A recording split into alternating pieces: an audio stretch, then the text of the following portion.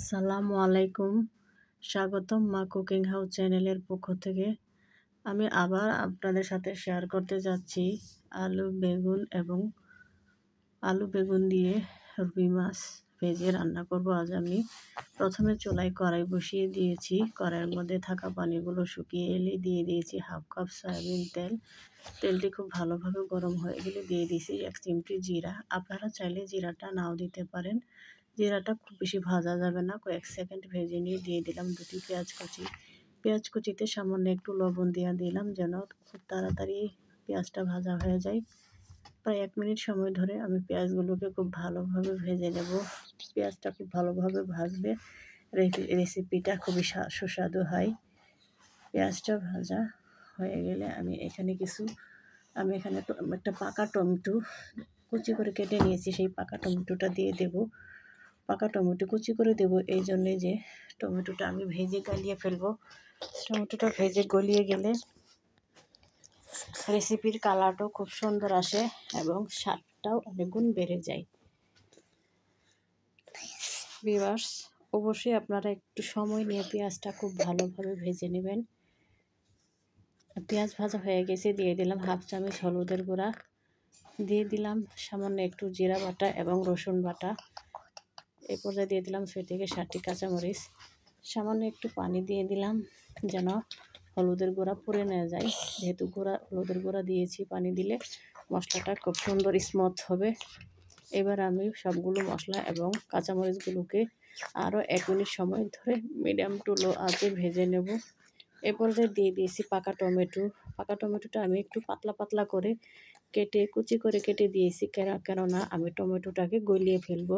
ভাজতে ভাজতে টমেটোটা গলিয়ে গেলে ঠিক সেই পর্যায়ে এখানে দিয়ে দেবো আমি আলু এবং বেগুন, যা আমি বড় বড় করে কেটে নিয়েছি, ধুয়ে নিয়েছি। রুই মাছ আমি অফ ক্যামেরায় সামান্য একটু জিরা বাটা এবং রসুন দিয়ে ভেজে নিয়েছি। যারা আমার ভিডিওটি দেখছেন এখনও লাইক দেননি, প্লিজ দয়া করে ভিডিওটিতে একটি লাইক দেবেন। আর নতুন যারা আছেন আমার চ্যানেলটি সাবস্ক্রাইব করে না থাকলে অবশ্যই চ্যানেলটি সাবস্ক্রাইব করবেন। আর যারা অলরেডি সাবস্ক্রাইব করেছেন তাদেরকে জানাই অসংখ্য অসংখ্য ধন্যবাদ। এই পর্যায়ে আমি সামান্য একটু পানি দিয়ে বেগুন এবং আলুগুলোকে কষিয়ে নেব। আলু বেগুনগুলোর মধ্যে আমি একটু পরিমাণ মতো, খুব বেশি দেব না, অল্প পরিমাণে পানি দিয়ে আমি আলু এবং বেগুনগুলোকে কষিয়ে নেব।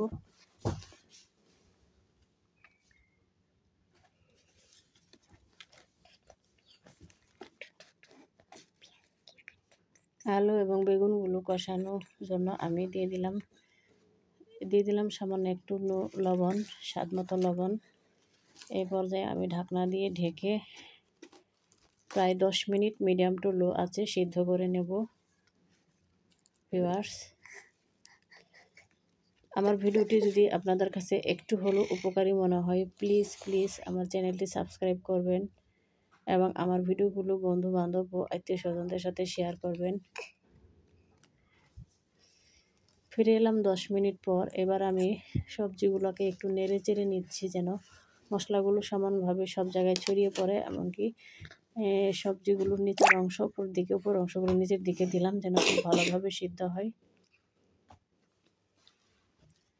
আমি সবজিগুলো কষানো হয়ে গেলে আমি আরেকটু পানি দিয়ে নিচ্ছি।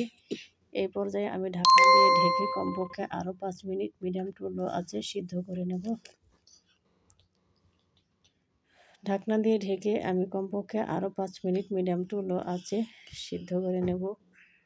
প্রথমে আমি 10 মিনিট কষিয়ে নিয়েছি, পরবর্তীতে পানি অ্যাড করে আরও 5 মিনিটের মতো জাল করে নিয়েছি। ফিরে এলাম আরও 5 মিনিট পর। এ পর্যায়ে ভেজে রাখা রুই মাছগুলো আমি দিয়ে দিলাম।